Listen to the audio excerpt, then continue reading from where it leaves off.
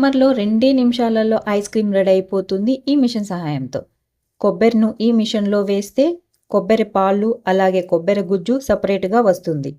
ఈ మిషన్ సహాయంతో రకరకాల పళ్ళ జ్యూసుల్ని తయారు చేసుకోవచ్చు. జ్యూస్ చేసేటప్పుడు నీళ్ళు కూడా పోయనవసరం లేదు. ఫ్రెష్‌గా పళ్ళ నుంచి జ్యూస్ వస్తుంది. గ్రైండ్ చేసేటప్పుడు విడిగా వచ్చే గుజ్జుని చపాతీ పిండిలో, ఇడ్లీ పిండిలో కలుపుకొని వండుకోవచ్చు. రకరకాల పళ్ళ జ్యూసులను చేసేటప్పుడు ఆక్సిడేషన్ అనే ప్రాసెస్ వల్ల జ్యూస్లో నుంచి వచ్చే న్యూట్రిషన్ వేస్ట్ అయిపోతుంది. కానీ ఈ కోల్డ్ ప్రెస్ జ్యూసర్లో న్యూట్రిషన్ కూడా వేస్ట్ అవ్వదు.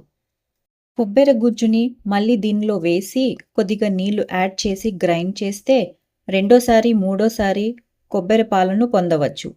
ఈ గ్రైండర్తో పాటు ఈ చిన్న బ్రష్తో క్లీనింగ్ అండ్ మెయింటెనెన్స్ ఈజీగా ఉంటుంది. ఈ కోల్డ్ ప్రెస్ జ్యూస్ గ్రైండర్కి 5 years వారంటీ కూడా ఇచ్చారు. ఓవర్ నైట్ ఫ్రిడ్జ్లో పెట్టిన చల్లని ఫ్రూట్స్తో సర్బే ఐస్ క్రీమ్ కూడా చేసుకోవచ్చు.